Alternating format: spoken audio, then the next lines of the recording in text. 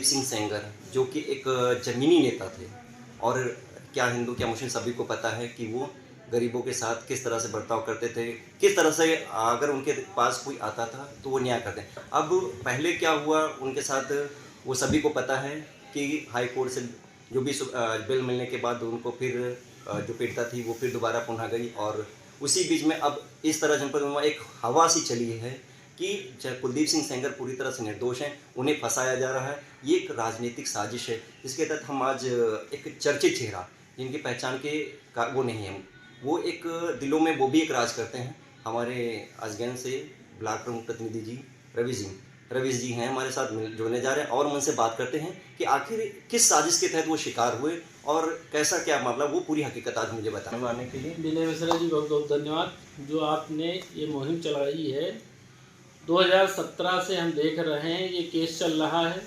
और कुलदीप सेंगर जो हम देख रहे हैं वो निर्दोष हैं। इसमें साजिश जो रची गई वो नवाबगंज ब्लॉक से रची गई। हमारे ब्लॉक प्रमुख अवधेश का शिकार हुए, और उसी की लड़ाई आगे बढ़ते हुए ये माखी पहुंची। माखी में जो इनके खिलाफ केस लगाया गया, उसके पहले भी उसने 2-3 लड़कों के ऊपर लगाया। एक फौजी उनके गांव के था, उनका बेटा था, उसके साथ वो शादी करना चाहते थे अपनी बेटी की, तो पहले उसके ऊपर आरोप लगाया। उसमें कुलदीप सेंगर ने सैनिक के बेटे का पक्ष रखा। उसी में घटनाक्रम आगे बढ़ी। उसके बाद उनके पिताजी जो महेश सिंह थे, उनके चाचा, उन्होंने इसका षड्यंत्र पूरा रचा दिल्ली से कि ऐसे ऐसे पहले जूता का माला पहनाएंगे, फिर आगे चल के लड़की को समझा के, उसकी काफ़ी वीडियो भी हम लोगों को देखने को मिली कि आप बयान जाके ऐसे ऐसे दें। वो टेम्पो में बैठने से इनकार करती है, फिर टेम्पो में बैठती है, उसी में उनके पास फ़ोन आता है, उसमें बताते ये अपने नाजुक अंगों पे आप थोड़ा बहुत कहीं से खरोच मारिए। उसके बाद वही रिपोर्ट उसमें जाती है, और हमारे जो विधायक जी थे, मतलब लोकप्रिय विधायक जी थे, उनके ऊपर इस प्रकार का कभी किसी प्रकार का कोई आरोप नहीं लगा। वो निर्दोष हैं, उनको केवल एक षड्यंत्र के तहत फंसाया गया। इसमें कांग्रेस सरकार की भी भूमिका बहुत तगड़ी रही। हम उन नेताओं का नाम नहीं लेना चाहते हैं, और आज समाज की जो आवाज़ उठती है वही एक फैसला कर देती है कि कौन निर्दोष है, कौन दोषी है। आज आप किसी गांव में चले जाइए, एक आम व्यक्ति से जाके पूछिए कि कुलदीप सेंगर ने ये काम किया होगा, तो आपको एक छोटा बच्चा या फिर आप बुजुर्ग से बात करेंगे, वो यही बताएगा कि हमारे विधायक जी निर्दोष हैं, इनको षड्यंत्र के तहत फंसाया गया। और वो उन्नाव की शान थे। बांगरमऊ से चुनाव जीते 2 बार, भगवत नगर से चुनाव जीते, उन्नाव जिले से जीते। ऐसे व्यक्ति होते तो चुनाव बार बार उनका क्षेत्र बदला गया, और हर जगह जहां उन्होंने कदम रखे, अपने जिस क्षेत्र में रखे वहां पे विजयी प्राप्त हुए जी।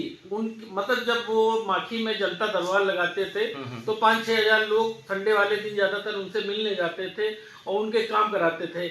हमें नहीं लगता कि हमने जब से उनको देखा इतना बड़ा दरबार किसी के सामने लगा हो, किसी के घर पे इतने लोग आए होंगे। हाँ, और हमारे यहाँ 6 विधानसभा हैं, 6 विधानसभा से उनके पास काम के लिए लोग जाते थे, और ऐसे व्यक्ति के लिए उतना टाइम नहीं है कि किसी के साथ एक घिनौना काम करे। जैसा कि अभी ऐश्वर्या ने गृह मंत्री अमित शाह को एक पत्र भी लिखा कि हमसे ज्यादा उन पीड़िता को सुरक्षा, अगर कुछ हो गया तो जिम्मेदार हमारे पिताजी के ऊपर है। उसके बारे में क्या कहना चाहते हैं? देखिए, कुलदीप सेंगर का जो नेचर था, हम लोग भी उनके साथ रहे और देखें, वो सुरक्षा दूसरों को देते थे, ना कि किसी के खिलाफ षड्यंत्र रचते थे। उनका एक प्रयास यही था कि जैसे हम हमारे पड़ोसी ब्लॉक प्रमुख अरुण रहे हैं, जैसे हमारा उनका आपसी तालमेल नहीं था, मगर उन्होंने अपने पास बुला के दोनों लोगों को बैठाला कि लड़ाई ज़्यादा बढ़ाने से कोई अच्छा नहीं होता, आप लोग मिलके रहें। वो ब्लॉक प्रमुख हैं तो उनको ब्लॉक प्रमुख में आपको आगे मौका मिलेगा। वो ज़्यादातर चाहे जिसकी बात आए वो समझाने का प्रयास करते थे और लड़ाई को खत्म कराने का प्रयास करते थे, लड़ाई को आगे बढ़ाने का प्रयास कभी नहीं किया। कुल मिला के वो राजनीति तो करते थे, मगर राजनीति दिलों में, लोगों के दिलों में जगह बना के, ना कि डिवाइड। आज एक जनता की आवाज़ आ रही है, उनकी कोई बात सुनी नहीं जा रही, जिससे उनकी बेटी हर जगह अपना मुद्दा रख रही है और शुरू से रख रही है। जैसे कुलदीप सेंगर जब उनके लिए मतलब सज़ा सुनाई गई, उसके पहले उन्होंने कहा हमारा हर प्रकार से टेस्ट कर लिया जाए, मगर एक जगह भी उनकी बात नहीं सुनी गई। मतलब उनका नार्को टेस्ट या किसी प्रकार का ऐसा टेस्ट नहीं कराया गया। कुल मिला के बयानबाजी भी बदली गई। उसके बाद जो आरएमएल और एम्स में जो लड़की के बयान हैं शुरू से आप देख लीजिए, उसका निष्कर्ष खुद आ जाएगा। लड़की ने अपना समय 3 बार बदला है और उसके पहले जो उसके साथ घटना घटी है हम उसको भी उसी से जोड़ते हैं कि उन्होंने केवल ये फैसला लड़की का किया, उसके पक्ष में नहीं किया। और इनकी पहले से दोनों पक्षों की प्रधानी में चुनाव में आपस में दोनों लोग साथी लड़ते थे, उसकी भी रंजिश थी। एक बार ये वादा हुआ था महेश सिंह से कि इस बार आपको प्रधान बनाया जाएगा, वही रंजिश चली आई, वो इसमें तब्दील कर दी गई। ये ऐश्वर्या ने खुद ये बात कही कि हमारे यहाँ प्रधानी से चालू हुआ, प्रधानी के बाद से जो रंजिश चालू, उसके बाद ये इतना बड़ा रूप, उसमें कुछ राजनीति जिसमें खास तौर से कांग्रेस का बहुत बड़ा हाथ है, क्योंकि कांग्रेस कहाँ दिखाई पड़ रहा है। सोनिया गांधी प्रियंका वाड्रा उस पीड़िता को अपने साथ लेके गई और घूमती रही, जहाँ पे फंडिंग की भी सारी बातें। इसमें बीजेपी को नीचा दिखाना है, केवल यही षड्यंत्र है और पूरी कांग्रेस जैसा नेता इसमें लगे। कानून सबके लिए समान है।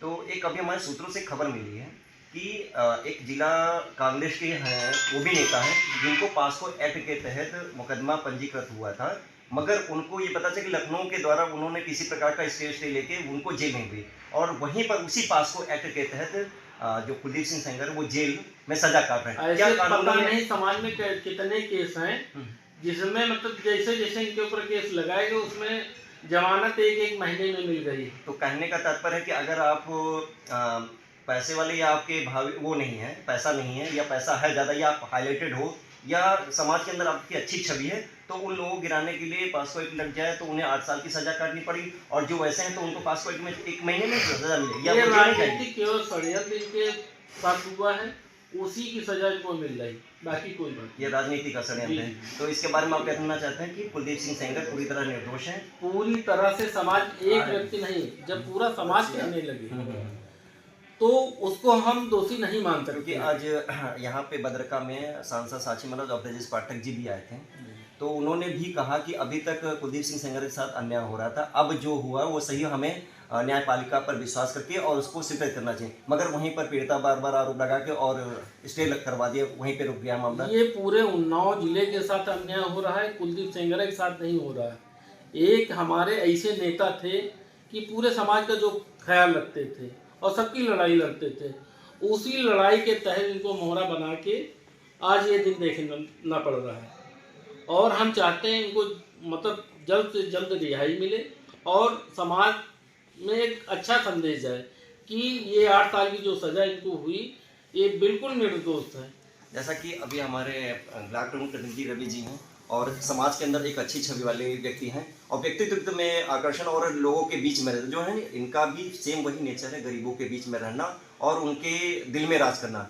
जैसा कि अभी आपने उनकी बातें सुना कि कुलदीप सिंह सेंगर निर्दोष है, उन्हें राजनीति का शिकार बनाया गया और अब ऐश्वर्या खुद फील्ड पे आएगी कि अब उसका भी मन और हिम्मत डोलने की, मुझे न्यायपालिका से भी अब विश्वास उठने लगा है। यहीं पर मुझे सबसे बड़ी है कि विजय 24/7 एक सबसे बड़ा खुलासा करेगी कि क्या जो न्यायपालिका है या जो आईपीसी या बीएनएस की धाराएं, उनमें क्या गरीबों और अमीरों की मुख देखी, या होता नहीं कि समानता ना देख के क्या उसमें होता। ऐसे ही एक जिला अध्यक्ष हैं जिनको पास्को एक्ट के तहत न जेल गए और वो बाहर टहले, वहीं पर एक निर्दोष व्यक्ति जो कुलदीप सिंह सेंगर है वो जेल की सजा काट रही है। हम नहीं कह रहे, गाँव हर जनपद उन्नाव का एक बच्चा एक बूढ़ी औरत और क्या हिंदू क्या मुझे सभी यही कह रहे हैं कि कुलदीप सिंह सेंगर निर्दोष हैं, पूरी तरह निर्दोष, उन्हें राजनीति का शिकार, क्योंकि कोई भी व्यक्ति या कोई भी राजनीति में या आपका पड़ोसी आपको बढ़ता हुआ नहीं देख सकता, वही कुलदीप सिंह सेंगर के साथ हुआ। निर्दोष हैं, इनको फंसाया गया है और इनके साथ साजिश रची गई है। अच्छा, तो ये मतलब पूरी जनता उन्नाव की खामोश थी, अब जनता पूरी तरह से जाग चुकी और उसके लिए पूरी तरह से आवाज़ उठा रही। ये जनपद उन्नाव माखी से लगभग हर चाहे 30 किलोमीटर दूरी पे लो या 40 किलोमीटर दूरी पे जनता, उन्हें चाहे बूढ़ी औरत ले लो या जवान ले लो, जब युवा ले लो, सभी यही कह रहे हैं निर्दोष हैं। ये ऐसे नेता थे कि सबके दिलों पे राज करते थे, इनके साथ साजिश रचा के इनको फंसाया गया। तो आपका कहना है कि पूरी तरह से निर्दोष है? निर्दोष है, इनको बाहर आना चाहिए। जी बिल्कुल आना चाहिए। अच्छा, मतलब पूरी तरह से निर्दोष। ये 8 साल जो सजा काटे मतलब गलत सजा काटी है ना। ये पीड़िता जो है फंड के लिए कांग्रेस को फंडिंग कर रही है, इसके लिए ड्रामा कर रहे थे। मतलब उसको फंडिंग हुई इसी वजह से ये, मतलब अभी तक वो सरकारी धन से ये अपना ऐश कर रहे थे, सिर्फ सुरक्षा लेके घूम रही है सामने। सुरक्षा और फंडिंग उसको चाहिए बस।